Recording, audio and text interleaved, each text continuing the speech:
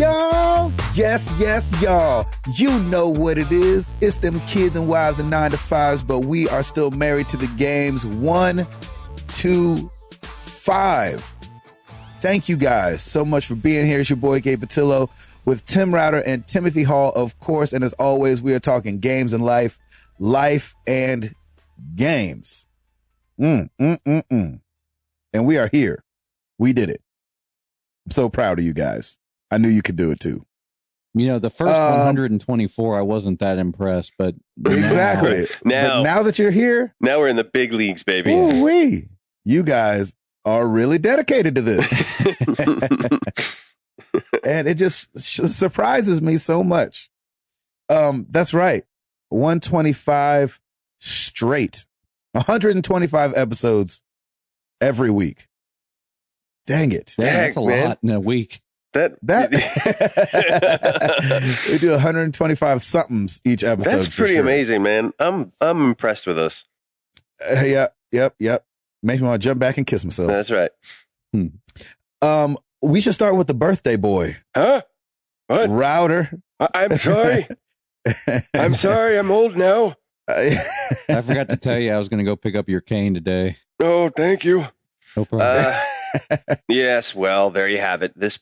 On Super Bowl Sunday, I turned 40, ladies and gentlemen. Nice. So I'm in the big leagues now, and I already feel it because, I knew there was a reason Katy Perry was trying extra hard. I know. Exactly. She was like, this one's for Router. That's right. And then she threw in a little Missy Elliott for me, too, which was awesome.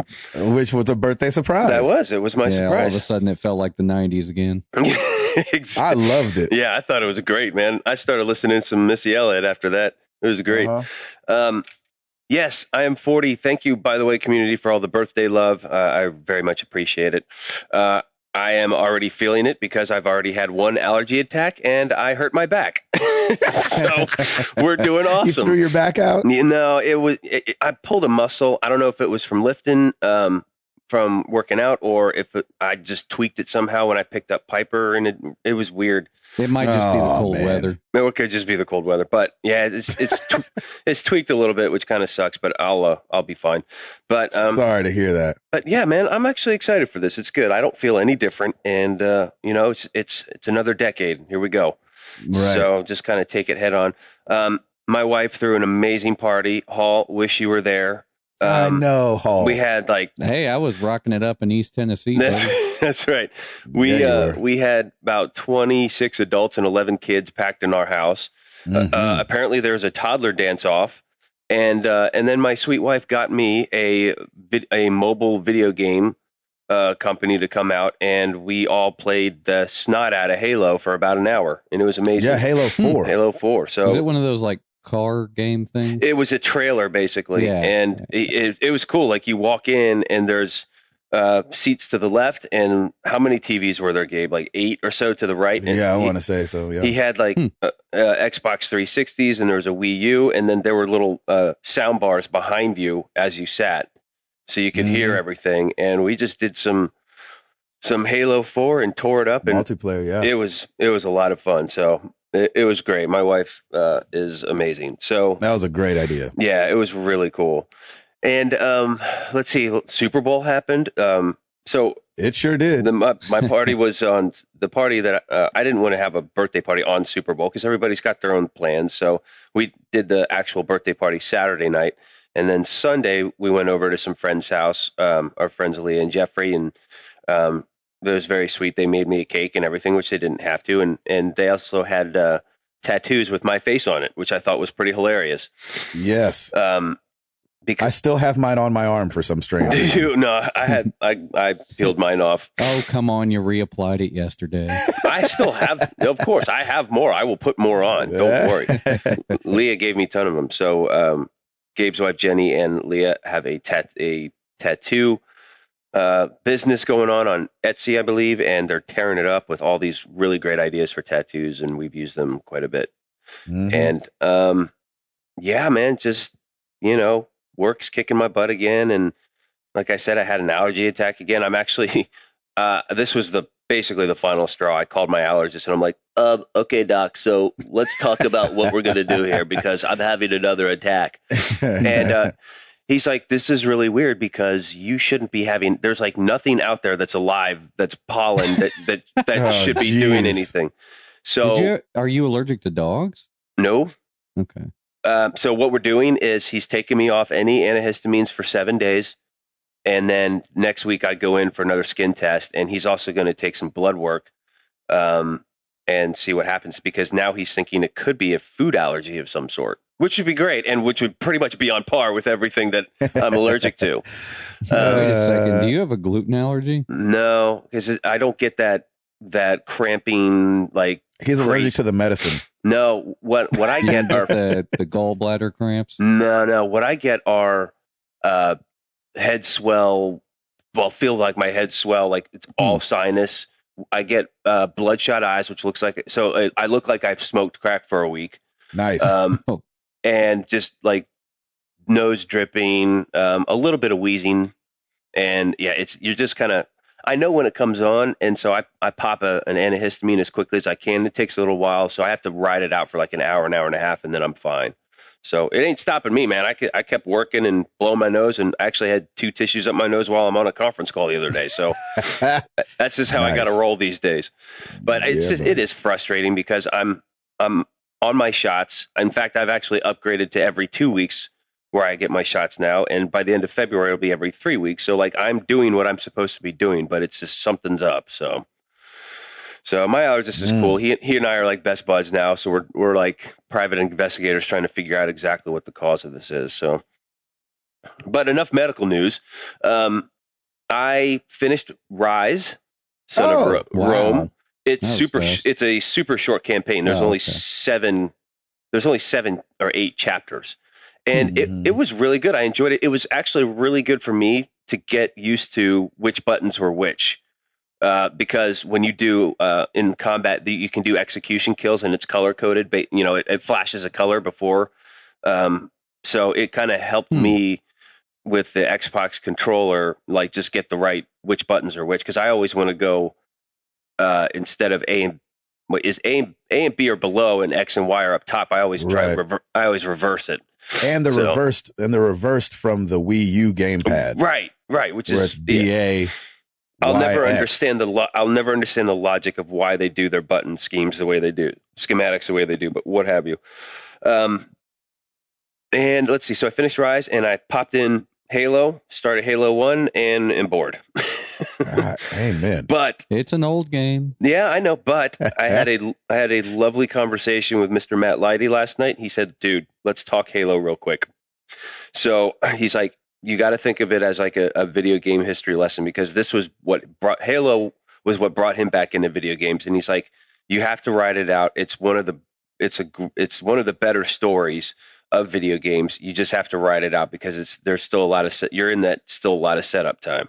So I'm like, all right, I'm going to do this. And, I was thinking about it. I am kind of spoiled because I'm a new generation gamer. So I don't have a lot of that nostalgia for all these older games. Like I didn't grow up with an SNES or Dreamcast or anything like that. So I'm coming into this with full on great graphics, really advanced gaming technologies versus what was in the past. A lot of bugs worked out. A lot of bugs work out. Annoying stuff. So I have to give Halo the benefit of the doubt here, and so I'm going to just keep going and proceed. And really, I'm just going to keep playing Halo until February 20th when the order comes out. So, I'm going to give it another shot. I mean, it's not terrible, but it's just not grabbing me yet, and I just need to stay in it because I want to know the Master Chief story. Like everybody, every video gamer needs to know that. So now that I have an Xbox, I need to go back and do that, and it's kind of my mission because I want to, I really like the console. I think I love the fact that I have both consoles now. So it's very cool. So yeah, that's me. Also, on the mobile side, playing a mess out of Crossy Roads, man. That is a great game. Who? Is it Crossy Roads? Oh, yeah. Oh, I don't know. Play that game. It is mine. Yeah, you talked about that. I remember Paul talking about it. Yeah, you talked about that. Yeah, like 4 or 5 episodes ago, and I saw it in the App Store the other day. I'm like, oh, I got to pull this down. And dude, I've been hooked on that. It's endless Frogger game. Yeah, it's Minecraft with Frogger thrown in, but it's really smart, man. I like the graphics and how everything. It just gravitated to me, and continuing to play the mess out of trivia cracks too. So at Tim Router, hit at me, everybody. Let's do some trivia together. Nice, Halsifer. Not much on the work front, luckily. So we've kind of been getting a little bit more time in to watch TV, watch movies, play some games and stuff. Things are leveling out. That's great. Yeah. Well, that's why you hustled for the whole month of December, man. Exactly. Yeah, exactly. And January. Exactly. But this past weekend, we went and visited Krista's grandparents, and I love getting to visit them. You're very isolated out there. It's very beautiful landscape. So basically, you look out the window and you just see mountains. It's great. Beautiful. Oh, did you have a vision quest? I always do. Every time we go out there, I'm like, man, I could get a little bit closer to moving out here. I bet. It's just that pretty. You're a country boy at heart, though, anyway, aren't you? Well, Sort of. I think, I like the idea of kind of living off the beaten path, but at the same time, it's not effective for the kind of business I think that I typically have to do. Mm-hmm. It just depends. I mean, I don't know. When I retire, maybe. Yeah. We'll see. Mm-hmm. And then I marathoned my butt off on Far Cry 4 because basically, I think when I had discussed it last week, I think I was maybe a third of the way through the story. I'm not sure exactly. Mm-hmm.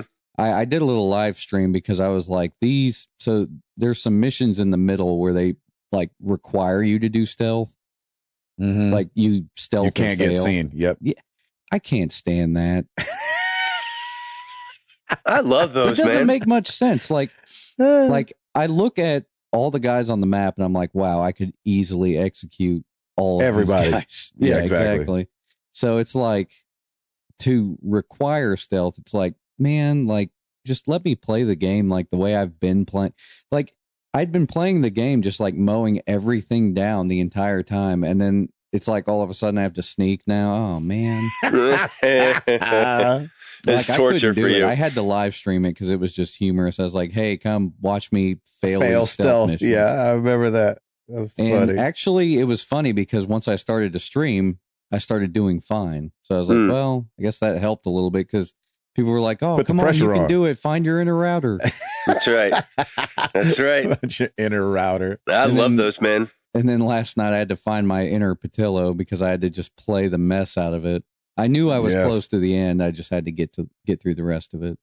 Yes, and we should go ahead and mention I was pushing. I don't know if he was wanting to already, but I was pushing Hall to beat it because today I'm so excited about this. But today, the first time in forever, we're doing a spoiler cast at the end of this episode. We'll be spoiling Far Cry 4 since we've all three beaten it now.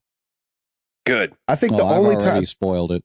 It's spoiled that you've beaten it. Other than that, yeah, not much on the game front, just Far Cry 4, and played probably a good 10 hours of it in the last week. So I love that. That's great, man. And those 10 hours were in probably about 2 days. So yeah, great. That was fun. Perfect. All right, Mr. Patillo, talk about your week. Well, today, February 4th, in 1913, Rosa Parks was born in Tuskegee, Alabama. Happy Black History Month, y'all. Let's do this. Nice. Black History Month is back, ladies and gentlemen. Right. Every February, I break it down. February 5th, Hank Aaron and Natalie Cole were born. Hank Aaron, 1934. Natalie Cole in 1950.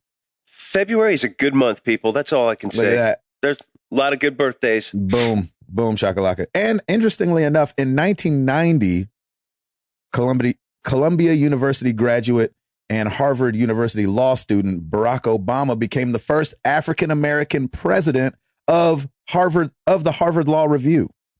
Wow. So he's been the first African-American president of two things. That's pretty amazing. Pretty impressive. Anyway. Love that. Yes. Thank you.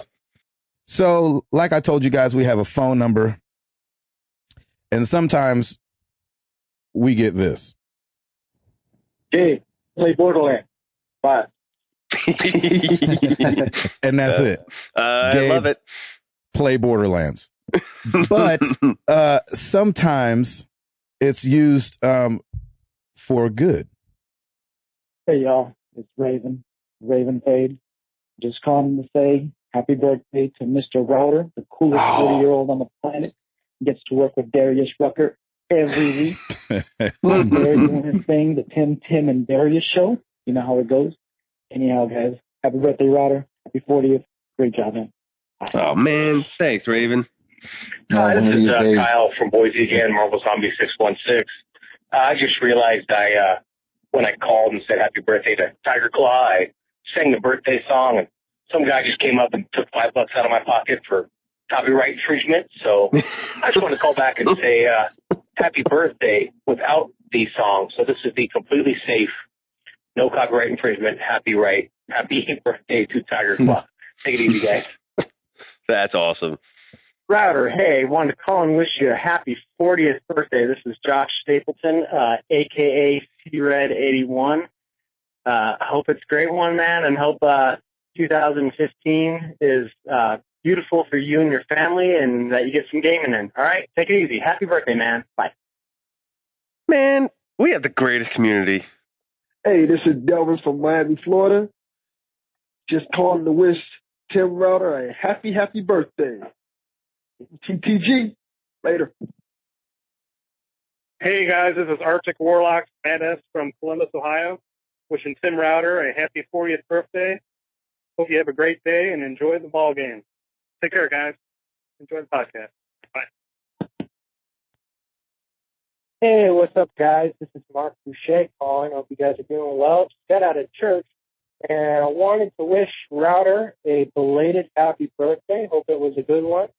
And also, I wanted to let Gabe know that when Borderlands, the Handsome Collection, comes out, he needs to play it. Hopefully, y'all are at Yes. Oh, you have to. Yeah, you're done. You have I to. will totally co-op it with you. It's such an awesome game, and I really hope that you get into it. So, all right, guys, keep up the great work, and I'll talk to you soon. Bye. So happy birthday, Tim Router. Man, from the that's community. awesome. We have such That's a cool fun, right? community. Oh, I love that. That's amazing. Yeah, thank you guys for sending all the, and I didn't even put them all because I figured it might get a little long, but people called and wish you happy birthday. I love man, that. That's so awesome. Thank you, guys. I should have edited that last one where it just said happy birthday, not Gabe play Borderlands. No, that's fine. I love that. That's way better. So here's the thing, Gabe. I think I'm probably going through the same thing that you're about to go through with Halo, in that I know you probably don't want to, but you have to just power through it. Let's see, when did that comes out in March, doesn't it? The Handsome Collection. Yeah, March 24th. Okay, so you'll have the Day of Reckoning, right? You'll have Evolve under your belt and probably the Order under your belt by then. So I would just do it, because I'm telling you, you're gonna love it. 2015 is starting out rough because I'm playing Halo 2, and I was playing it last night, and I was telling my wife, I was like, man, this is boring as all get out. Like, just so boring. And I know that there's, but it really did give me a respect for nostalgia at work. Right. And it probably gives you a respect for where we've come, where we're at now and where we've come from.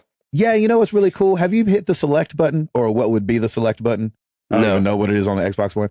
But if you hit the select button, it toggles back and forth from what it looked like and the remaster. Oh. Like the old game. And so that's kind of cool to see. You're like, oh man, this did really look crappy. And yeah, but back then we all had crappy TVs. Well, that's true. Exactly. It worked out. Right. So man, I was struggling through that. So I don't know how they do. I don't know if it's 10 chapters or what, but I guess where I ended last night was 5 out of 10. So I think I'm halfway through Halo 1, and wow. Okay. I mean, fighting and clawing. Yeah, you just got to power through it, and that's what I think I need to do too, because I have to. For me, it's just my mission now that I have an Xbox Like it's one of the quintessential Xbox games. You know, Master Chief is a quintessential character. I need to know about it and I agree. it. So, but here's the thing: the difference between Halo and Borderlands is graphically, Borderlands is awesome. It's just one of those styles for a first person like cell shaded / watercolor. Yeah, it's watercolored. The art is great. And you've played some of it before, but you really just got to get into it. And I'm telling you, you will get hooked on it, because I was the same way for a little bit too. But I mean, Hall, we asked this before. Does he start with Borderlands 2 or should he start? I'm starting with, there's no way I'm starting with the first one. Start with 2 just because, like I said, Borderlands 1 was a pretty good game until 2 came out. And then 1 is like kind of a relic at this point. Because I started with 1 and I just thought 2 just enhanced some of the things that were mildly annoying about the first one. Well, it made the AI way better. Yeah, it did. So just at least play 2 and I think you'll totally dig it. So, alrighty. Anyway, back to you and your week. Tell us more. How's the baby doing? Everything's fine. Good. Great. Painting still. The enthusiasm is just earth-shattering. Exactly. No, everything's great. You haven't level capped the painting yet? No, we're starting on the ceiling, so. Oh, God. No, man. I hate ceiling painting. I just did that in our kitchen, and I hate ceiling painting. Woof. It's rough. All right. Do yourself a favor. Get a really strong pole. Like those, we got one at Home Depot called like Mr. Longarm.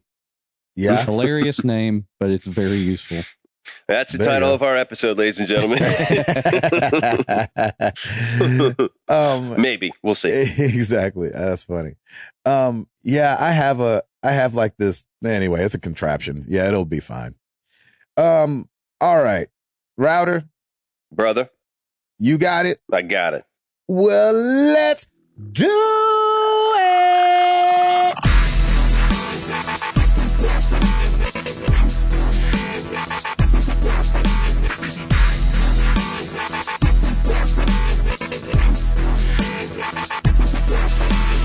Not a ton coming out this week, but here we go. New releases. Game of Thrones, Episode 2, The Lost Lords. The next Telltale game series. So that is out. Go get you that. I haven't played it. Hey, community, let us know what you think of that, because I'm on the fence on that one. Mm-hmm. But that's available for PC, PS4, PS3, Xbox 360, and Xbox One. And really, there's 2 other ones that are Risk, which is coming out for the Xbox One and PS4. That's right. That was one of my stories. Oh, was it really? Heck yeah. Man, I used to play the mess out of Risk. And SpongeBob Hero Pants, just in time for the SpongeBob SquarePants movie coming out this weekend, is being released for the 360, 3DS, and Vita. So let's get into the top 10 charts. VG Charts is backlogged by 2 weeks, so this is the week of January 17th. This is brick and mortar stores, U.S. only. And we're right back where we've always been. Number 10, Minecraft for the Xbox 360. No! Shoot! It is back. It was a very, very soft sales week, and I will explain in a second. Number 9, Just Dance 2015 for the Wii. So that Wii bundle must still be out. And number 8, Super Smash Brothers for the Nintendo 3DS. Number 7, Grand Theft Auto 5 for the Xbox One. Number 6, Assassin's Creed Unity for the Xbox One. Number 5, Pokemon Omega Ruby and Alpha Sapphire for the 3DS. Oh, down there. Didn't that come in a bundle too? Pokemon? Oh, maybe. That could be why it's charting like crazy. It's staying. Yeah, that's very true. Number 4, Call of Duty Advanced Warfare for the 360. Number 3, Call of Duty Advanced Warfare for the Xbox One. Yowzers. Number 2, Call of Duty Advanced Warfare for the PS4. Number 1, GTA 5 for the PS4. So there's all your bundles, gentlemen.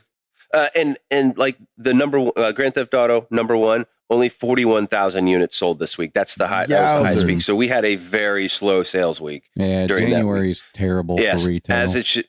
as it should be. Exactly. Yeah, it's just one of those things where this won't ramp up probably for another couple weeks.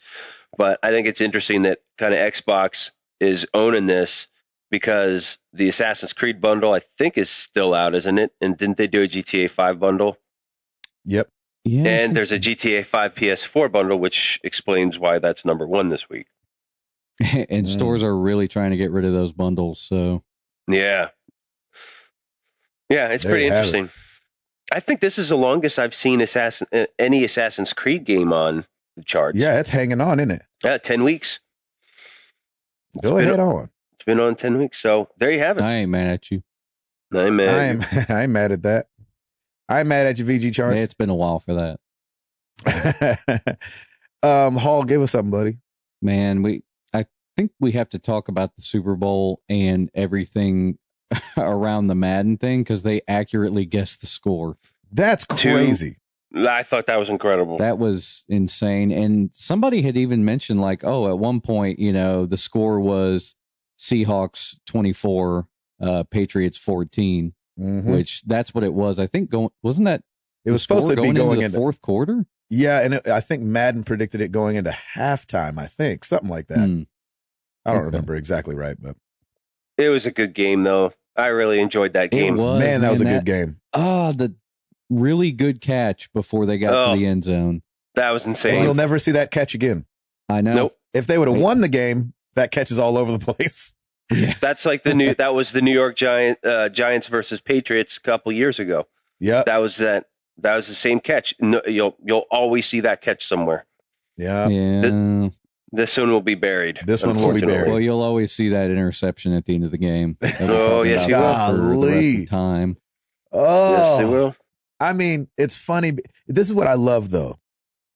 It seems like everybody is taking the blame. So it's not like Russell Wilson's like, well, I don't know why they called that. Yeah, he said nope. He said the buck stops with me. They called it, and I threw the ball. So you have to, it falls on me. I was like, gosh, that's a maturity, boy. Well, and Pete Carroll said the same thing. He said, look, it was just one of those things where we were trying to kill a little bit of some time, and it was my call. And even Marshawn Lynch, who you would think would be saying something, he was like, look, this is a team effort, and this is how it goes. Oh, really? I was like, yeah, the maturity of the Seahawks. He didn't say Skittles and waffles? No, biscuits and gravy. Biscuits and gravy. It was funny. I was talking to Stancil, but I gave him a day of mourning. I said, all I can say is ugh. And then 2 days later, it's like, okay, I'm finally talking to people about this now. And, but he's on the 12th step or exactly. second step. But I told him, I said, the maturity of this team and the unity that this team has, like, I'm a fan of this team now. Like, I think they're, and they have a chance. I don't think they're losing a whole lot of people to free agency this next year. So they have a chance to do this again. And, watch out for Seattle next year, man. I think they're going to be coming back with a vengeance. But it was a great game overall. I could not believe they did not give that ball to Lynch. I know. On the one, you got 3 tries. Yep. Oh, my gosh. Yeah, they shouldn't have run that clock down either. Well, they could. They had it on the one with like 20-some seconds left. Like, go ahead and run it all the way out. Well, they had like 50 seconds and they let it run down because they were like, oh, well, we don't want the Patriots because they wanted that to be the final play. Right. Yeah, exactly. I don't know that those decision making, but I mean, we could be saying the same thing about the Green Bay Packers in the NFC Championship. Like, what happened there? Like, they fell apart. Now you lost me. No, okay, never mind. Didn't see that game. I don't watch anything except the Super Bowl, pretty much. Right. But I mean, the Seahawks, they had their amazing moment of glory during that game. And, the Patriots had their amazing moment of glory this game. It just happened to be the bigger stage. Yeah, exactly. Exactly. But man, that was a great game. I was hoping that A, it wouldn't be a blowout, and B, there'd be a lot of back and forth, and we had it all, man. It was great. I think it was one of the highest rated Super Bowls. There you have it. So, boom, done. Love it.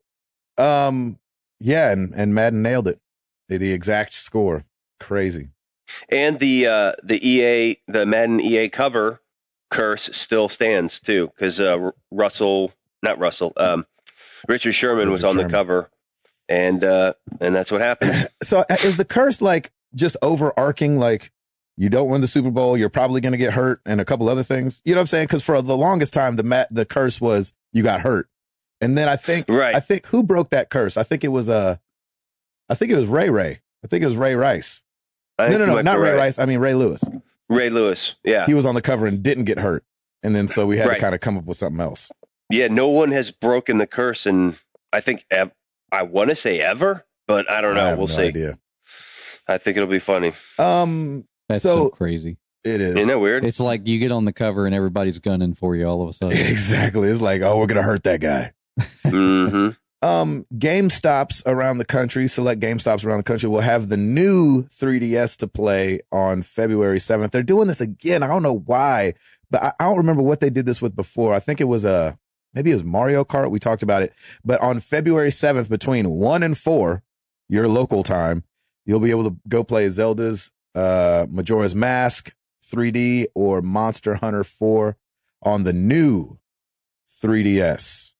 So you have a 3-hour time gap a week early to go to GameStop. On a weekday, right? Right? Why? February 7th. I don't know. Why? It makes no sense. No, that's a Saturday, isn't it? Is that a Saturday? At least. I was going to say, if it was like a Tuesday, I'm like, what are you guys doing?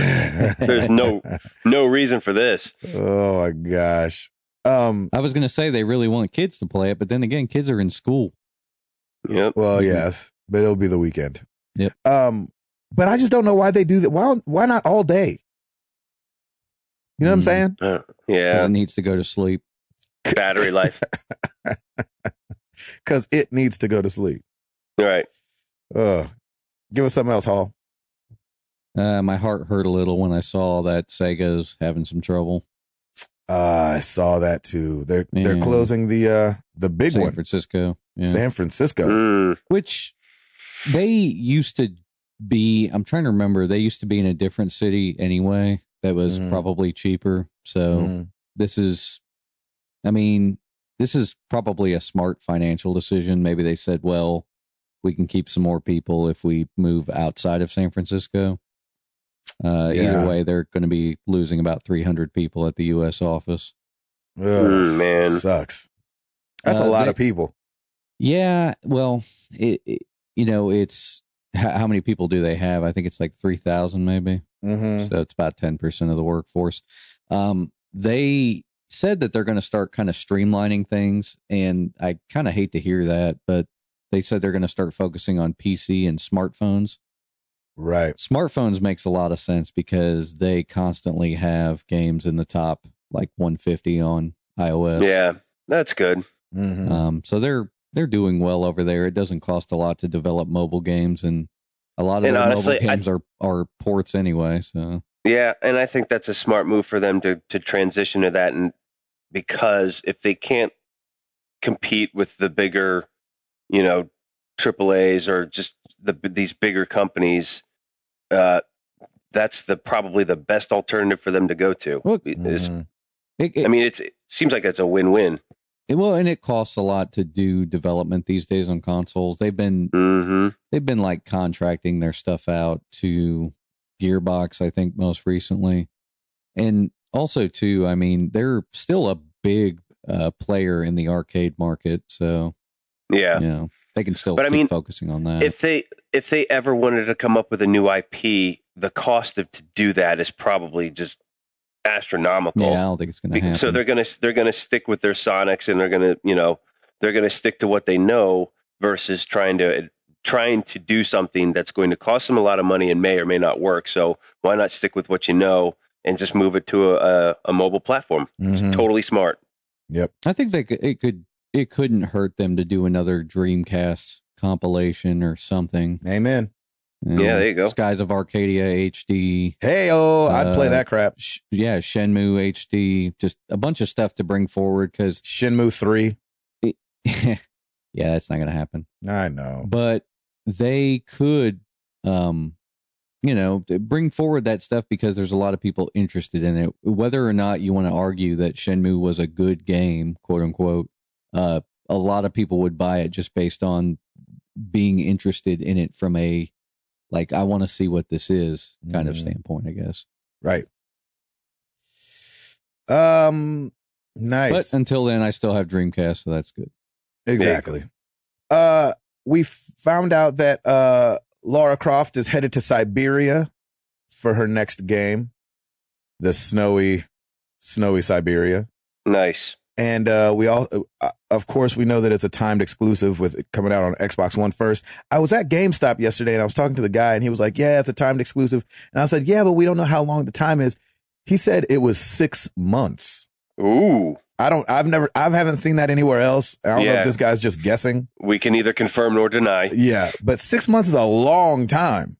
That's a lot longer time than I would have thought. But that would make it more worth it, though. It would make it more worth it. That would also make it launch on PS4 in the bargain bin. Ooh. Yeah. Because 6 months, a game's usually like $30. Done. Yeah, exactly. Oh, do you think? Oh, all right. Here's one for you. Mind about to be blown. Do you think they would automatically just release it for free on PS Plus? No, there's no way. Yeah, I mean, I don't think so? they'd do it, but not just 6 months later. I mean, that would kind of be a big screw you to Square Enix, which would kind of suck. Yeah, exactly. But and I don't think for it. Yeah, I don't think they would do that, but that would be kind of cool, though. Yeah. I honestly couldn't see the exclusive being more than a month. Yeah, 6 months seems like that would. If I were Sony, I'd be like, well, no, we're not going to do it then because we're not going to make any money off that. Because you're right, it will be bargain bin unless they do come out with it and it's already at a discounted price. I mean, I guess I can't say it would be bargain bin because they did launch Mass Effect 3 or Mass Effect 2 and they put everything in there or most of the DLC in there on PS3 and then they sold it for full price.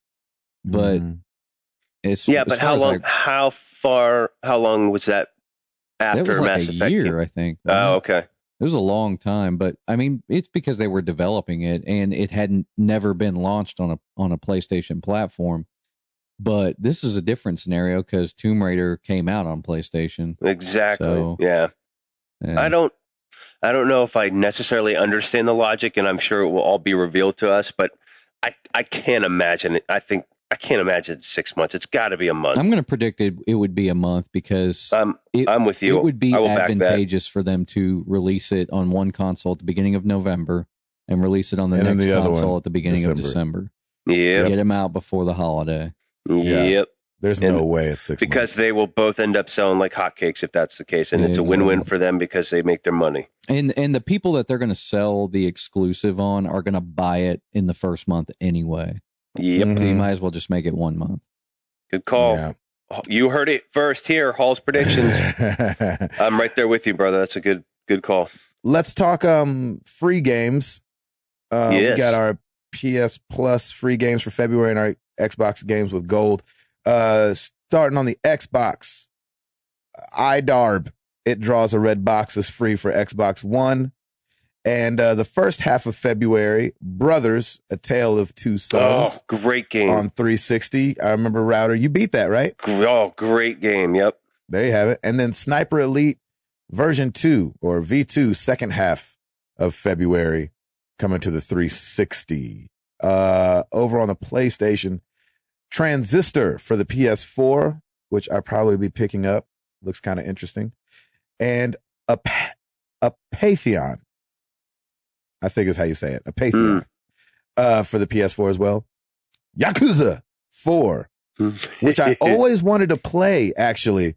It's coming to the PS3, but it's on the PS3. I know, you're not going to be firing that up anytime soon. Yeah. And Thief for the PS3. Oh, there you go. February. And then coming to the Vita, PS4, and PS3, Rogue Legacy and Kick and Finnick for the PS Vita. That is all I have for that. Halsifer? Spotify is coming to PS4 in the spring. Yes, let's get it. Wow. Mm-hmm. Yeah, that's going to be awesome. Basically, you'll be able to stream music in the background while you play your games. Mm-hmm. That's pretty cool. They haven't said yet whether or not that's going to require some type of like the premium subscription or not. Mm-hmm. But I don't know. We'll find out. Nice. Here's a really stupid question. It's not related to Spotify though, but Gabe, is there on the Xbox One? Is there like a share type feature that's kind of like PS4 share? Do you actually have to download an app from the Xbox? Dude, I have store? no idea. Right, I feel like the Xbox menu is so convoluted it's so that I'm like, I don't know how to deal. I'll just play the games and that'll be it, I guess. Yeah, that's kind of how I feel too. Because I wanted to share like the credits of Rise, and I'm like, nah, forget it. Dude, yeah, I can't find it. I'm sure. Like you guys weren't in the Xbox ecosystem last generation, but like they had all this stuff figured out last gen. Like they made the PS3 look silly. And it's just, I wish they made it more user friendly. Freak. Well, it's just hilarious now that they've kind of flip flopped. Like now they're convoluted and hard to understand. It makes no sense. I mean, I'm sure it's out there. I'm sure once you like get a handle on the OS, maybe watch a tutorial video or something, then things probably start to get a lot easier. But I mean, with the PlayStation 4, it's just good UI design because I haven't had to think about how to do something. And it's right there at your fingertips. It's just right there. Yep. We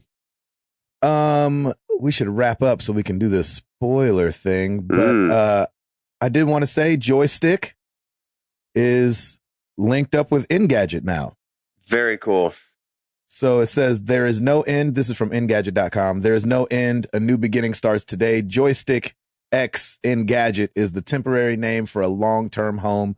A new place to laugh along with us on Twitch streams, a new place to commiserate when all the games are broken, a new place to celebrate when an unexpected jewel shines through the din of hype.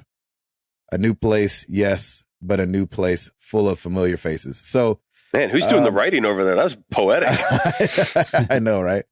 So, yeah. So long live Joystick, baby. That's awesome. Engadget.com. I love that. Each week we ask you guys a question.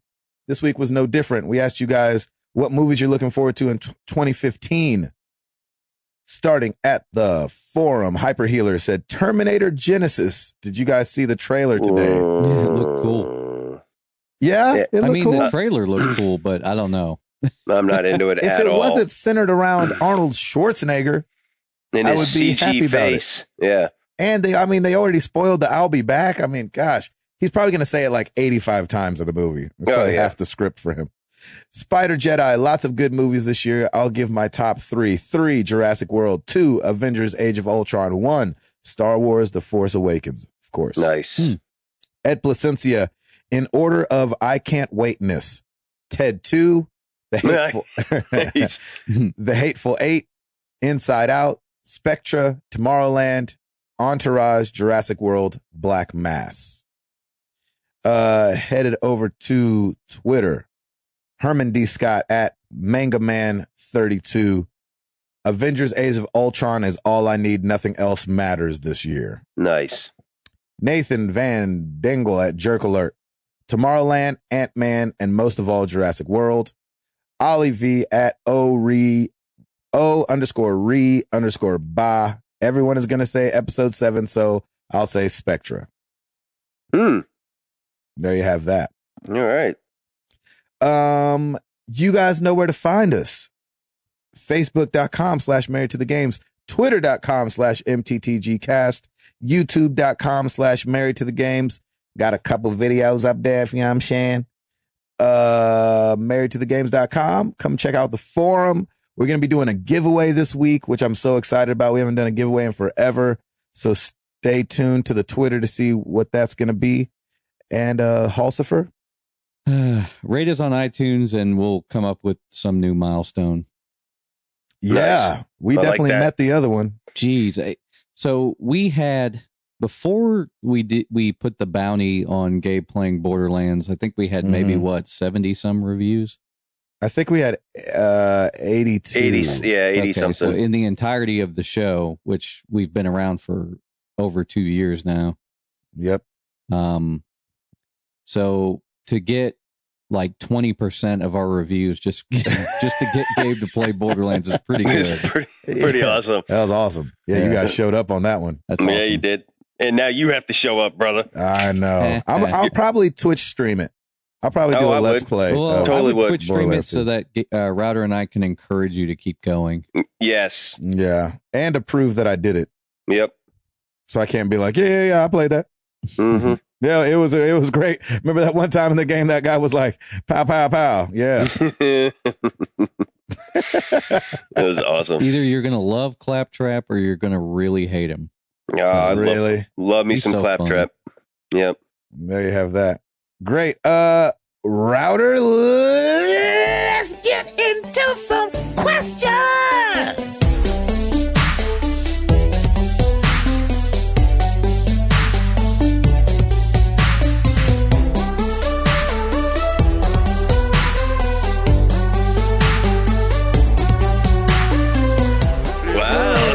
Let's get into falsetto, baby. Yeah, how about that? There you have it. All right. So I'm not going to hit all these questions. I will save some of these for next week. So let's just get right into it with email. Travis P. What brand toaster should I buy my wife for Valentine's Day? Just kidding. I know enough not to buy appliances for gifts. Have you ever gotten your wife a present that you later regretted? Oh, yeah, sure.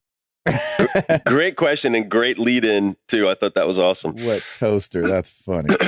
The Williams-Sonoma toaster is quite nice, by the way. Exactly. But let's see. Gosh. I can't think of one right now. My wife is really hard to buy for. She's very particular. And so everything I regret. No, I'm just kidding. But I did there's been a couple times where I saved up my pennies and went and was like, all right, she's going to love this. And then, she just didn't love it. Like the iPad mini. That was quickly became Amara's iPad mini, which I would never have bought my 2-year-old daughter at the time an iPad. Mm-hmm. But I was like, babe, here's an iPad mini. She had just started her blog and blah, blah. I thought it was going to be like this cute thing she was going to carry around and use. No. It backfired. She still doesn't use it. Oh, it just man. sits there. Yeah, it just sits there. Man, I can't think of one off the bat because what I end up doing is I'm like, babe, and she does this throughout the year. Like if she sees something she likes, especially online, she'll just email me a quick link. And then I store that and bank it and then just kind of go through. Yeah, all right, let's do this, this, and this. Smart. Hall? Man, I hate to sound like a simple guy, but basically anytime we're out looking at stuff, she'll just say, oh, I really like this. And I'll just take a picture of it so that I know to go buy it. Yep. That's very smart. So I've done that too. I don't really buy anything that she doesn't say that about. So yeah, I don't think I've ever been like, oh, she's going to love this, and with full confidence and then go and buy it. I usually try and kind of not trick her, but just try and get something out of her. Oh, hey, what about this? Or lead into something like that very casually so she doesn't expect anything or suspect anything. The method I mentioned actually works pretty good because by the time you get it for them, they've forgotten what it was. Exactly. So, yep. Yeah. So then you get a surprise all over again. Mm-hmm. Awesome question. Ben Ebig. Hey guys. So I just finished a story mode for Call of Duty Advanced Warfare on the hardest difficulty. The first thing I noticed when I started the game was that you could play veteran mode on your first playthrough. While I went through it, it didn't feel hard at all. This isn't the first game I noticed this with. Uncharted 1 on crushing mode is way easier than Uncharted 3 on crushing mode. Huh. What are your thoughts on developers lowering the overall difficulty of their games so they can reach a larger target market? It's a very good observation, Ben, and I actually don't mind this at all because the last thing you want to do is to start a game off and get frustrated right from the get-go because you're getting crushed. So I don't have a problem with it at all because it allows you to play the game better. Well, I think that I disagree with you slightly only because I think if you put it on really hard, it should be really hard. Right. Now, normal shouldn't be that hard because you want that broad audience like he's saying. But if you're going to go in and change it to super hard, go ahead and make it super hard. I don't think super hard should be No, I'm with you. I'm with you there. I'm just thinking if you wanted to do it first time out, well, no, I'm actually with you on if it's normal shouldn't be super hard. And normally what I like about games is when you finish on normal, it either unlocks or you can go back and then play the hardest level. And if you love that game, then it should be super hard. Like Last of Us is supposed to be super hard. They don't give you a whole lot of resources if you go back to it. And it should be that way. I'm with you with that. I'm just saying in general. In general, of course. I like that the normal is kind of a nice, even playing field, and it's not terrible. I haven't seen too many games where normal isn't a pleasant experience with a little bit of challenge. You know what I mean? Right. It varies game to game, because the only game I think that I've ever played on hard was Call of Duty World at War, and I think it was because you had to play on hard to unlock the zombies mode. A lot of people don't remember that when World at War launched, and I think it was 2008 maybe when it came out. Like, the zombies mode was not unlocked by default. You had to play the game and beat it. And then I think after the game had been out for a month or two, like, they just unlocked it for everyone. So I played through that game on veteran, and I remember there was just so many grenades. So none of the shooting was hard, but there were constantly grenades, so you could not stop and aim. You just had to keep running the entire time. Wow. Interesting. Nice. Yeah, it's all good relative. question. Yeah. Great question on that. Braylon Jones. So the Seahawks decided to throw away the game with arguably the worst decision in NFL history. Yeah. What questionable or terrible decisions have you ever made with a game or console purchase? Mine had to be buying Phantasy Star Universe for Xbox 360. It was nothing like its Dreamcast predecessor. Ooh. I haven't made any real terrible decisions.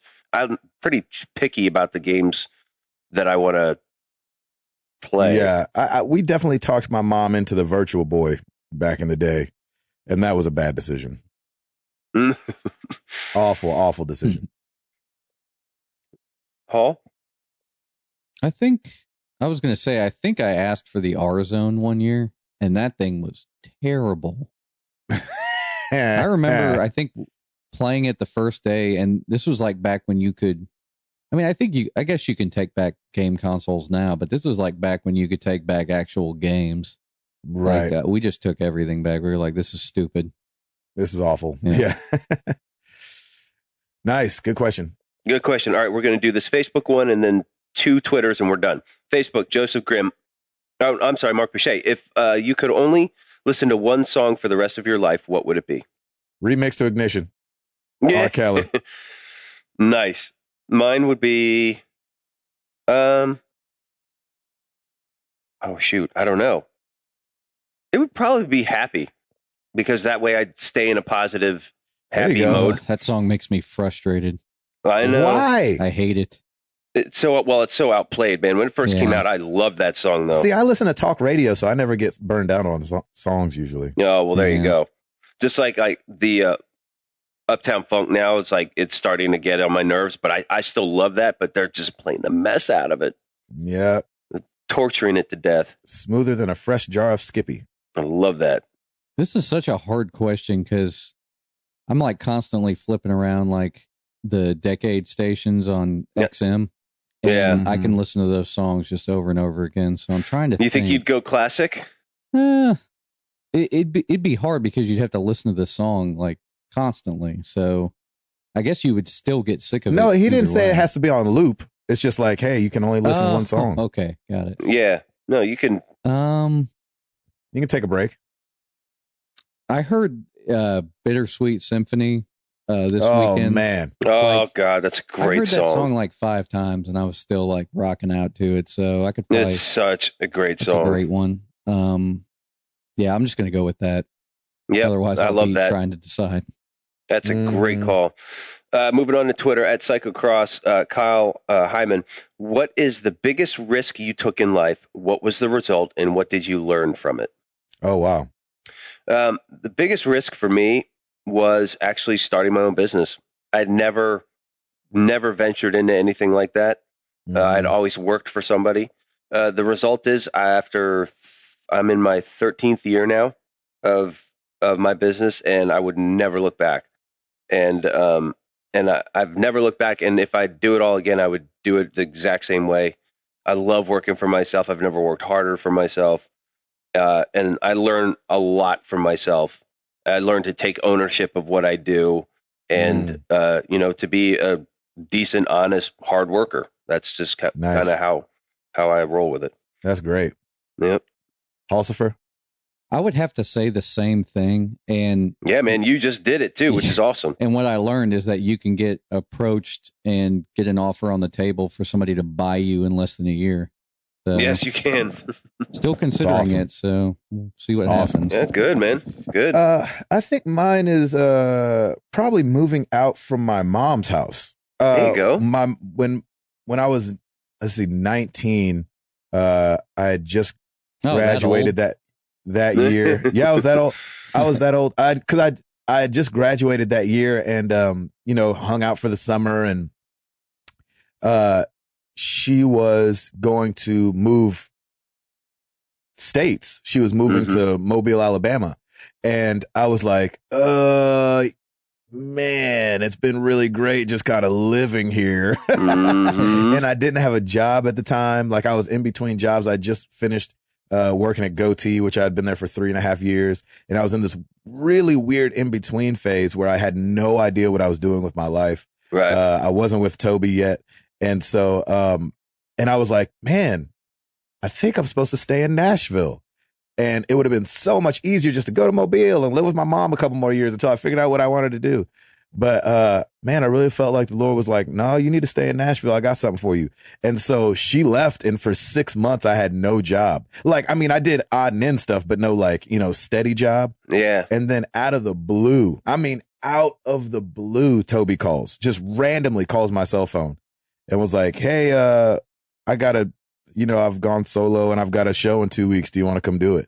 Wow. And that was 13 years ago. That's amazing. Yep. So I think I learned that, I think trust your gut sometimes. Yeah. Be patient. Yeah. Be patient. Be still.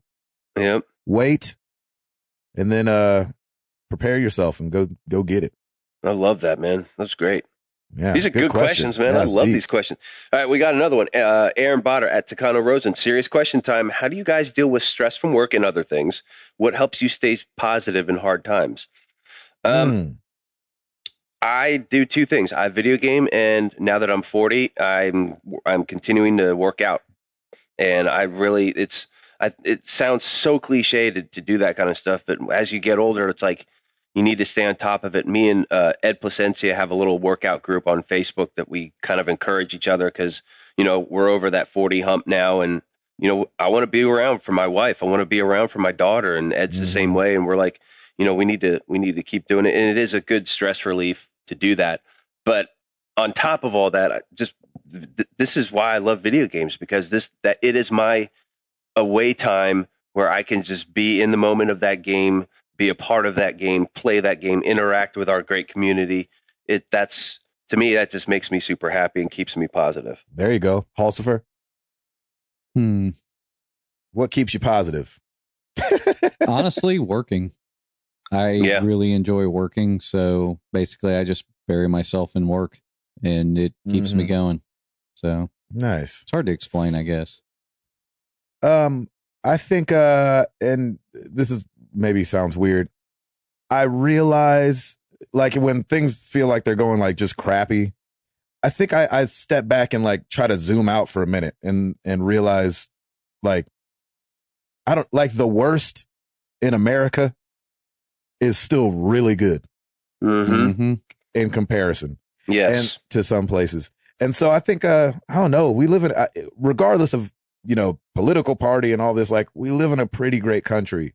And so I think I just like recenter and remember that. Like yeah, it could be way worse. Woo, it could be worse.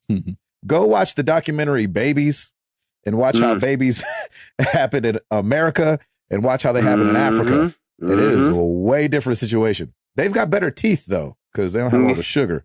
But in some parts of Africa that the documentary tackles. But that's awesome. It's rough living. Is that it? Yeah, we'll call that. I'll save the rest for next week. Sounds good. Yeah. Don't believe me, just watch. Well, thank you guys so much for the questions. We love talking back and forth with you guys. Our question this week is a little weird, but it's, who would you like us to go after for an interview? We've been talking about it off air, like, man, we got to get some more interviews going. We had a nice run there where we had a lot of interviews going, and And we were kind of like, who would the community want to hear from? And instead of us beating our heads against the wall, we should just ask you guys. We know that there's a lot of people out there to be interviewed. We're not IGN or anything, so don't get crazy.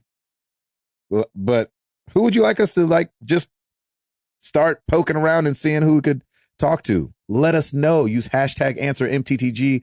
Who would you guys like to hear us talk to? Router? Troy Baker. Paul? Probably Troy Baker. Ah, shoot. So we got to try to get Troy That Baker. performance as Pagan Men was really good. Yeah, it was spectacular. It really was good. Gosh, what an idiot. That guy. Lord have mercy. One of you guys would have to do it. I'd probably fan out too much. I'm like, so we're here with Troy Baker. No, you'd keep it together, man. You're a good Troy, interviewer. You hang up first. No, you hang up first. No, you. He'll be like, yeah, okay, I will hang up first. Click. You're like, oh, shoot. Anyway. That was our interview with Troy Baker. that was Troy. Gosh, that guy is such a kidder. Yep. Guess he's not calling back. All right, well, thank you guys. We're not getting out of here just yet, but we want to make sure that people that don't want the Far Cry 4 spoiled get out of here. That's right. So I'm Gabe Patillo. That is Tim Router. That is Timothy Hall. And we are married to the games, and we are up out this thing, kind of. Peace!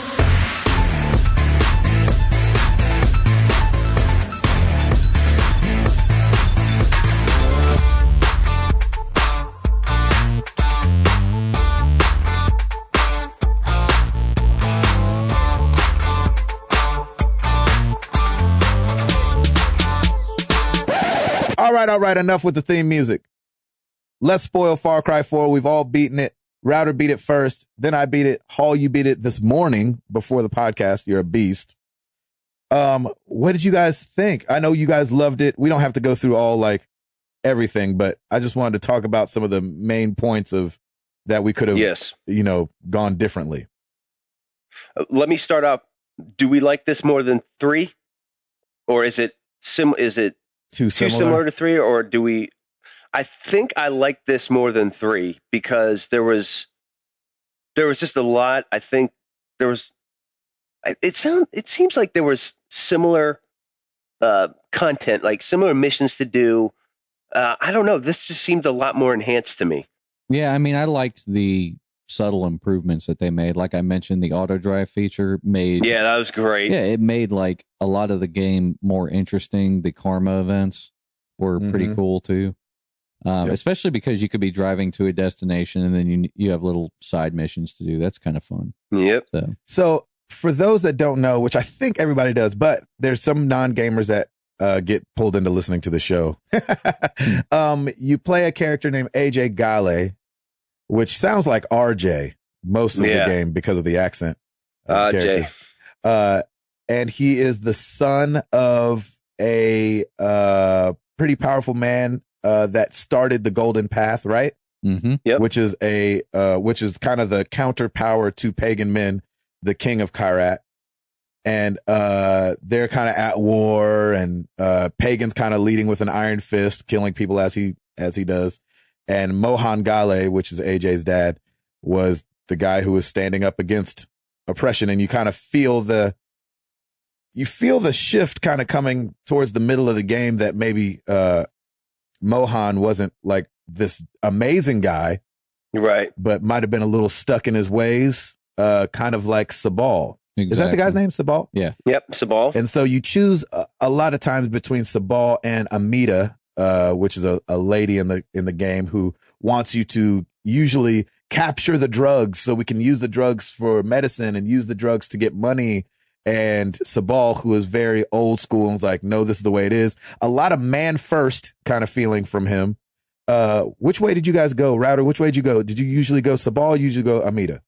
I actually struggled with this because Me too. the first mission I did Amita, then I decided to go back and forth, and then finally I ended up going with Sabal. At the very end, you went with Sabal? At the very end, I went with Sabal. I felt like Amita was starting to lose it a little bit, and she was really focused on the opium, really focused on all that. And I mean, it would be great to have money for the country to do that. but I've never seen a country with with the leading form of finance be drugs ever work out Flourish. that great. Mhm. So I was like, Sabal does have the traditional aspect of it, where Karat came from. I think that's great. The funny thing is when I finished the mission and went with Sabal, I went back to the temple and then shot him. That's hilarious. Yep. I did the So that way- exact same thing.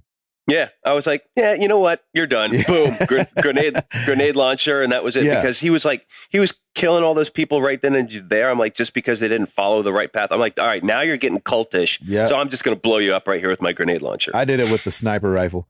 Hall, who Nice. did you go with? I went with Sabal because We're such men. well, Oh, Yeah, we are, aren't well, we? no, I thought, and I would like to play the game going all the way with Amita. The thing is that I kind of figured that did you go with Sabal every mission? I went every with Sabal choice? every mission because I kind of felt like things were going to get. The game made me feel like things were going to get a little bit messed up in the story if I didn't. And besides that, a lot of times Sabal's like idea sounded for the people, like caring about the people involved. Because Amita's first thing is, forget the soldiers. We just want the information. And I'm like, Right. no, because there's really not a lot of soldiers. So Sabal's idea made sense to me, at least at first. And then as I was going down that path, I was like, well, I could see where Amita's plans make sense. But like the drugs thing too, I was kind of like, well, I mean, how much medicine could it really be used for? It was just like, it was really tough to make those decisions. So we all picked Sabal, did you guys all kill Amita? I thought you had to. No, I didn't kill her. Whoops. I didn't either. No, that's totally fine because either way it didn't matter because you never see her again. You never see her again. Which is that was so lame. Yeah, I thought for sure she'd pop up somewhere, but and Router, I did the same thing as you. I happened to go just back and forth with each of them, and I just happened to land on Sabal at the end. Yeah, I think I would have chosen Sabal if I was going to land on Amita, but I just kind of went back and forth every other mission. I just It turns out that either one, it doesn't matter. It leads to some weirdness, like maybe we shouldn't have made this decision. Because I went back and looked at, well, what happens if you do go with Amita all the way? And I was like, yeah, kind of the same thing. So okay. It's great. Interesting. It's great how they did that, where, you can make these, what seems like very difficult decisions. And then, it still leads to kind of a very similar outcome. Right. So I really like that. I like the fact that you can make these decisions, and I thought it was really cool. And then, so the whole point of the game, the whole reason you're in Kyrat is because you're an American kid, pretty much. Yep. And you're bringing your mother's ashes back to Laxmana, which sounds like a place. And I don't know if I'm saying it right, but the way they always, have you found Laxmana? Have you found, I'll take you to Laxmana. And so you believe it's a place the whole time up until the end of the game. And, what did you got? So you're fighting with pagan men this whole time. You kill his stunt double pretty much. You chase him, which was really fun. That was a fun chase. That was cool. I used the wingsuit to chase him, by the way. I loved the wingsuit. So you are the wingsuit. I found a cliff and king. Jumped off. That's awesome. I used the buzzard. I think I used the buzzard too, and I had the grenade launcher, so that was over in like a minute or less. That's exactly what I did too, Hall. I was like, man, this is done. Boom. It was easy. I chased him, and I actually have a video clip of it. I chased him, had to start running at one point.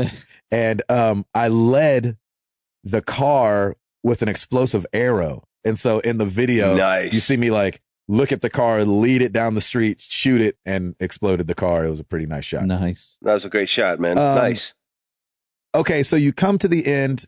Is there anything in the story you guys wanted to talk about? I just wanted to talk about the end, really. Well, let's do the end, and we can always come back. So at the end, you're faced with the option to shoot pagan men or to not shoot him. He said, come on, I'll take you to Laxmana, and you can put your mother's ashes. Here's the problem. I hated the ending. Did you really? I was gonna do a song about this game. I was so hyped on it, and the ending totally derailed me. And Did it really? I was pissed. Only because I shot Pagan. Okay. Because I thought in my head, why would I let him live? You know what I'm saying? Mm-hmm. Right. So you guys let's talk about, neither of you guys shot him, right? Well, what I ended up doing is I did a save right before you go into that main room. Oh, look at you. Smart. So I always had a save right there. And the first thing I did, popped him right in the head, and that was it, game over. And then I went back to the save and then went a couple, went different ways. Right. So that way, because I wanted to get kind of a different experience with it. Paul, what did you do? You didn't shoot him, right? It was spoiled. That's the thing, is the ending wasn't necessarily spoiled for me. I was just told that the ending was going to be better if you didn't shoot him, so I didn't shoot him. Right. Yeah. Right. And you know what? what happens if you shoot him? That's just the end. That's Dude, it. That's the end you of the game. shoot him and literally the credits roll. Yeah. With it's a slow mo. You could and I shot him in the head, so his head goes back and then and then back and to the left. Back. Yep. Back and to the left. And to the left. Back Nice and to the JFK left. reference. Love that. I am the exact opposite of how you felt, Gabe. I actually thought it kind of tied it in very nicely, because we find out that Pagan Min was with Ajay's mother. And so there is some blood there, sort of. Yep. Some family blood there. I thought it was going to be that he actually was AJ's father. Yeah. Right. I thought of that for a quick second, but the fact that he allows you to go into the little shrine and put his mother's ashes on there, I was like, you know what, that's kind of cool. I'll let him go. And what Router's talking about is you go back into this shrine and you found out that Lakshmana is your half sister. Yes. That your father kills. Your Mohan kills. And so she wants her ashes next to Lakshmana's ashes. And Lakshmana's is Pagan Min's daughter. So when you go in there, it says Lakshmana Min. And so it's your mother and Pagan's love child. And that's where they kind of dump on you. Like, if you've went with Sabal at the end, it's like, well, how much different is Sabal than Mohan? Your father. Yeah. Mm-hmm. Right. Which, did unspeakable things. So it's like, man, it's really hard. And he tried to, and didn't Mohan kill your mother? That comes out in the story, right? Your mother killed Mohan. That's right. Your mom kills Mohan after Mohan kills Lakshmana. Mm-hmm. Right. Yeah. That's just nuts. I mean, it was kind of a cool twist. I really enjoyed it more. I think I definitely enjoyed that ending better than Far Cry 3's ending. I thought Far Cry 3 ending was fairly abrupt. Yeah. But I like the fact that, you're invested in this guy, Ajay, and then you kind of find out how everything happened. So why wouldn't they just have the ending where you shoot him, like there's a letter on the table or something that you can read and it says everything that he said? See, and this is where I got really mad. So also, so just to finish out the other ending, you go Lakshmana, you find out that you're the king of Kyrat, right? Right. And then he leaves in a helicopter. Yep, that's it. And you can actually shoot the helicopter. I was thinking about that. I was like, huh. Yep. And so I didn't get that far. Here's what made me really mad. And it kind of ruined the whole game for me. Oh, that sucks. I know. And I was mad because, so you have these notes and these letters that you're finding throughout the game, right? And so I started hunting them out towards the end. Well, one of them is in there in the shrine. Yes, that's the last one I had to pick up. Yeah. So I, after the credits, I let the credits roll. I usually always let the credits always roll all the way through. And you start back up the game and Sabal says over radio, or maybe whoever you let live, did you find Lakshmana? And if you shot Pagan, you say no. Right. And so I said no. And then I'm hunting out this last book, and it takes you up back through Pagan's thing. He's still laying there, by the way. Oh, nice. Which was a nice touch. With a bullet in the head. And I go and you find the shrine. Okay. And you find Lakshmana. And you see that her last name is Min, and you can kind of put it together yourself. But you can't put the ashes down. Oh. And so I think they made a huge mistake not letting you do that, because that was the whole reason why you came back. That's the whole reason you came. And why can't I put them down now? Yeah. Like, well, I found it. Here I am. I found it. Why wouldn't I put my mother's ashes down and kind of get that part of the story and be able to put it together? It just really made me mad for some reason that you shoot Pagan, the story's over, and that's all there is to say about that. Yeah. And so that totally ruined the game for me. Oh man, that sucks. Because if that would have happened to me, it wouldn't have made me that mad. Be like, oh, okay. Because think about it, like throughout this whole game, though, there's a lot of just like, this would never happen in real life, blah, blah, blah. Like a lot of this stuff is just, there's still an element of fantasy there, and that's fine. Like, and I kind of take Far Cry for what it is, and like a far cry from reality. Exactly. But I wasn't like any which way in the storyline. I wasn't going to be mad about it at the end because I kind of expect it from a game like this. So, I mean, and that's why I just did that last save so I could see all the different ways to do it. And I wasn't mad at any of them. I mean, that's the beauty of it. It's your choice. You can do whatever you want. And I think that if I would have not shot him, I would have been happier with that ending, of course. You would have. I just don't like that if you do shoot him, you get no ending. Right. There's no explanation. There's you could do the alternative and just sit at the table for 12 minutes and end the game that way too. Yeah, did anybody do that? I didn't, but I think that's the funny thing is that a game like that, if that happens, it's like, well, that's hilarious. And you end the game and that's it. You know, I mean, that's why I take this game with a grain of salt, basically, because it's supposed to be more fun and kind of, you know, just a little witty about it. And I understand that too. I think what it did for me was it got you invested with zero payoff. If you shoot men, which I just think is a big letdown for being that invested in playing the game for that long. You know what I mean? I was like, give me I get nothing. Yeah. If I shoot Pagan, I get no ending. Yeah. You get the credits and that's it. You don't get to somehow still find out the story or even lay your mom's ashes down after you find Lakshmana anyway. Right. No, I see it. I kind of thought I had to get that off my chest. I've been wanting to get that off my chest since I beat the game. I was like, I hate this ending so badly. Yeah, that sucks that it made you that mad that you like, you're not going to do a song about it, which I'm really upset about. But it would turn the game that sour for you that quickly.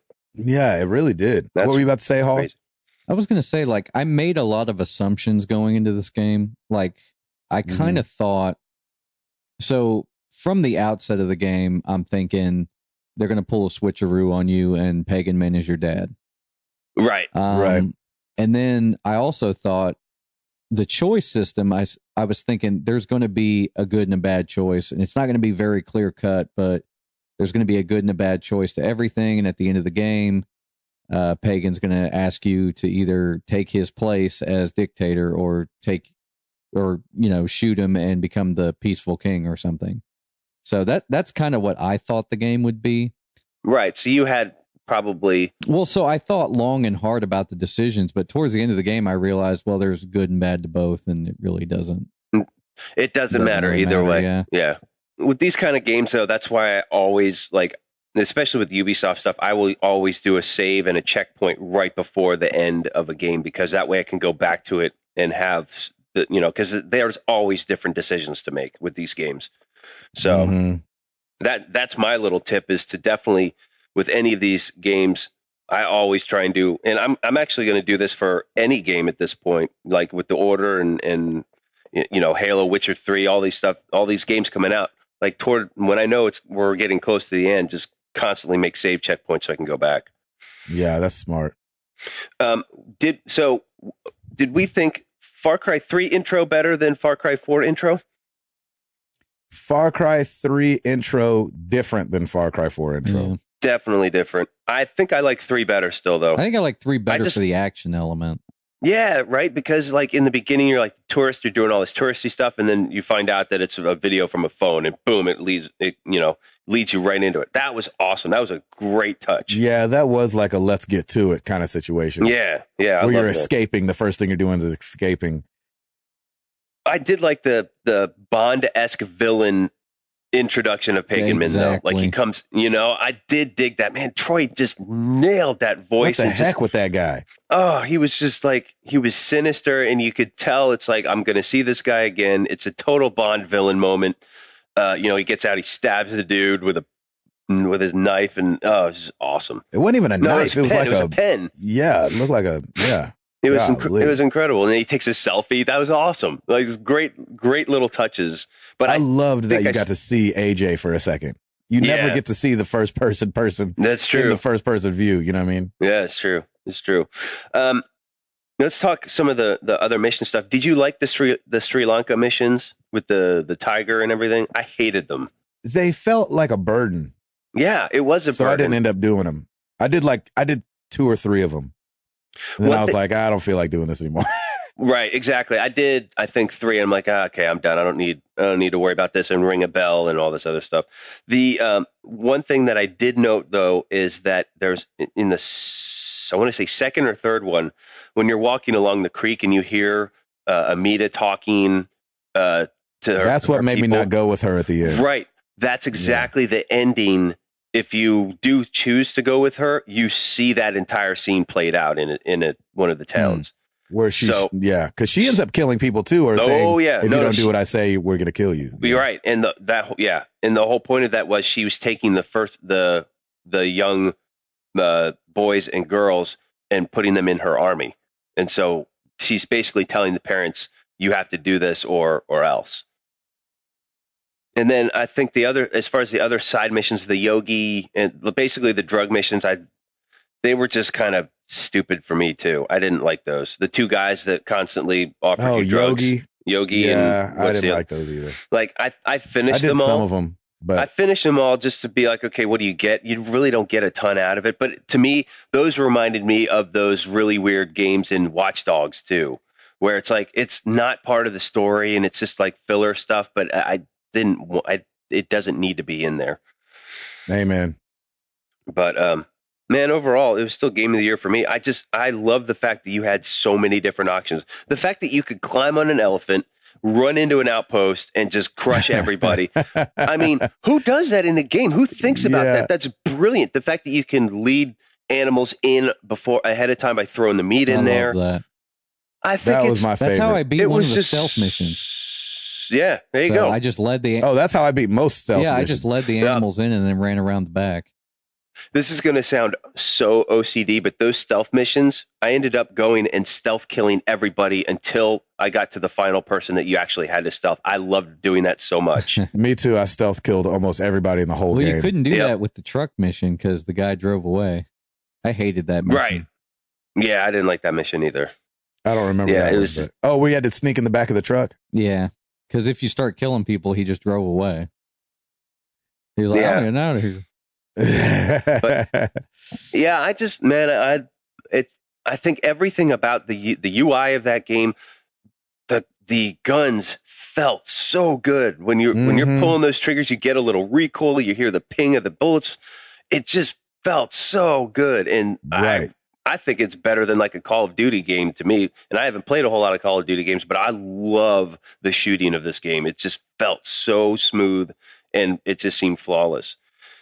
My go-to weapons were the grenade launcher, and that was like for everything, especially when I'm on the road, you just blow up the Jeeps and boom, you get a multi-kill right there. And then I used the shredder with a dot scope on him for like my main one. And then for all the stealth stuff, I used just the arrows and the melee. I was bow and arrow, sniper rifle, and then buzzsaw later in the game. Nice. I didn't do a whole lot of sniping at all. I sniped my butt off. Nice. My gosh. I love that. Hall, what was yours? What were your weapons? The grenade. When I play these games, I like to stick to 4 weapons once I get them. Yep. The grenade launcher for my secondary. I mean, that was a no-brainer. Like I never used that. I got that right in the beginning of the game. Yeah, I did too, and that made life so much easier. Really and I just loved hearing that. It just had the greatest sound when it went out. Just boom, and then boom. You just blew up everybody. You would get all your multi kills that way, which also led to better XP. Never used it. Man, that was So that was my great. go-to. So every Yep. now and then the grenades wouldn't explode. That was weird. Yeah, they would bounce. Like a couple of them bounced off. Yeah. Oh, like you Which would is- get a dud? Either a dud or they just bounced away from where you were wanted It was them to weird. go. Wow. It was still great. I think, what was it? I had one of the ARs, but I can't remember which one it was. It was just one of the most powerful ARs, pretty much. Yeah. I always whatever had the best damage. And however I could upgrade it, that would give me the best damage. And for me, the Shredder had a little bit of a lag in reload, but it still did some of the better damage. Was that a heavy machine gun or was that No, an AR? it was just an AR. Okay, so I might have had that one too. I can't remember the name of the one I used. It was just, man, those guns just felt good. It just felt good all around. I used the upgraded bow because you always had to have that just in case. And then with the scope, and then I had an SMG. I'm trying to remember which one it was, but I switched to sniper halfway through the game to put my last slot. Because after you do the first mission with Willis, I was like, wow, this is really effective. So I'm going to keep this. Mm-hmm. Yep.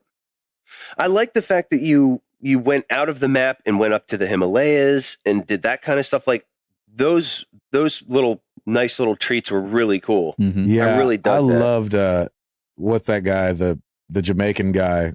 I love doing his missions. Yeah. Longinus? Longest, yeah, he was great. I did all of his missions. Oh, yeah, me too. I did a couple of his. I think I had maybe one or two left. The voice acting in that was great. So God said he called down and da-da-da. Like just I quote the just loved scripture it. all the time. It was so funny. The way Revelation 3:4. the way he twisted the word. I was like, I recognize people using the Bible out of context. Oh, yeah. Yeah. I love that. Yep. As he's holding an MK or whatever it was. AK, yeah. That's great. Yeah, it was a great game overall, man. That's my take on it. It will be game of the year for me for 2014. I always recommend it to somebody, and I'm looking forward to the next one. Well, there you go. Rate it 0 to 10. 10. Hall? It's hard for me not to say a 10 because I can't really find anything I didn't like about it. Yeah, I mean, even with the story and the ending aside, I could not wait to keep playing this game. I just had. There were probably times when I just had big old smiles on my face because it was just so much fun to go in and you could, with the outpost and everything, you could do whatever you wanted. Like sky's the limit on that stuff. Yeah, and I like that they added the outpost master stuff. That was pretty cool. So you could go back and redo it. You can go back and redo it. I only did that a couple times. If I really did here because I realized it didn't really help me right in the end. So I was like, but for me, what really helped was if you could do it with either no alarms. If you do it with no alarms and you don't get detected, you got like 18 to 2,000 XP, and that I milked that, and that's how I got like really great XP. Like I got to the point where I had almost all the guns. I was pretty much maxed out, and I still had like 3/4 of the game or a quarter of the game left to go. So I was fearless. Go ahead. Well, I was going to say they should have made it to where, see, that's the problem I had with it is it was like, oh, okay, well, you get rewarded for being more stealthy. They should have made it to where you could get rewarded for taking on more enemies or taking on stronger enemies or something like that. Because that's what I would have enjoyed in that mode. Right. So, like, I liked the idea and stuff, and I did it a few times, but it wasn't advantageous to me because I just took everybody out. Yeah, I mean, if you stealth killed and meleeed a heavy, you got 600 XP just like that. Like that was when if there was a heavy, I always stealth killed him because you get the most XP. Right. I was all about XP and money, and I had so much money at the start that I bought all of the maps and then just kept getting money, and I didn't have to go and finish a mission to get a gun that I wanted. I could just buy it. Right. See, I'd like to see them with the next game explore like being able to reward you for mixing up your weapons and stuff. Like when you're attacking a heavy, maybe like if you're using certain strategies, like besides stealth, like maybe with me, for instance, every time I encountered a heavy, I'd switch to my grenade launcher and kind of use a mix of grenade launcher and mines and C4 and all that different stuff. And there were some trophies for that. Like if you did a 50-yard shot with a bow, if you did Yeah, if you did, I love that one. I really should have gone back and platinum this if it wasn't for some of the co-op stuff, because I was 85% done with it. I had most of the trophies. So, and it's still kind of in the back of my mind. I may, pull it up, grab some people from the community, do the co-op stuff so I can get those trophies. It's still in the back of my mind, but we'll see. Nice. That's Far Cry 4. Oh, give me your rating, Gabe. What was your? Oh, 8. 8. Okay, there you go. I would say 7, but that wingsuit. Yeah, that is the bomb, isn't it? I loved that. I mean, every tower every radio tower I unlocked after getting the wingsuit, I never used a zip line again. No, you didn't? That's awesome. That's great. I would put a waypoint for my next place I was going on the map and wingsuit there, baby. That's so cool. Nice. Yeah, I love that freaking thing. That's good. Golly. And the sniper rifle, like once I got the strongest sniper rifle, I could start taking down rhinos with one shot so I could upgrade all my stuff. Oh, it was great. Wish I would have known about that. I didn't encounter a whole lot of rhinos like towards the end of the game. Like, I went looking for them. I just stopped seeing them. They went extinct or something. Yeah, it's interesting the way they do the maps because some animals just aren't in North Kyrat. Yeah. You have to go back to Southern Kyrat to get them. Yep. All right, y'all. I love it. Spoiler freaking fest. We haven't done one since Walking Dead season 1, I don't think. Oh, wow. Yeah, you're right. We got to do some more. We all have the order. We all have that pre-ordered, so that might be our next one that we spoiler cast. There we go. I love it. All right. Well, I don't know if I need to do an exit again. We could do a very subtle or low-key one. How about, Hall, you do it. Why don't we just fade off into the sunset? You want to do that? We could do that. Let's just do that. Yeah, we'll just mosey on out of here. Appreciate you guys listening. We're about this thing. Peace. Peace.